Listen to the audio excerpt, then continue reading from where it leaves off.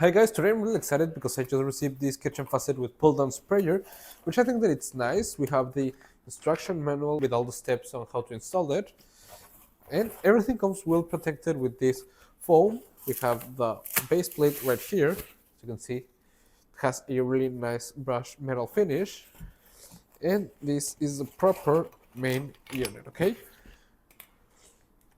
You can just place it like this and use it regularly. It comes with all the pieces that we're gonna need to assemble it and install it, which I think that it's great.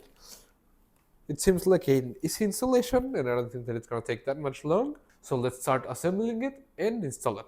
Come on. Okay guys, the assembly process is actually really simple and it doesn't take that much long. And I think that it's gonna be perfect to use in your restroom, your kitchen, or where you wanna place it. Okay guys, as you can see, it's already installed. It was really easy installation. It doesn't take that much long and it ain't hard. To turn it on, you just move this lever right here and turn it to the side depending on how much hot water or cold water you want. And I think that it's really nice.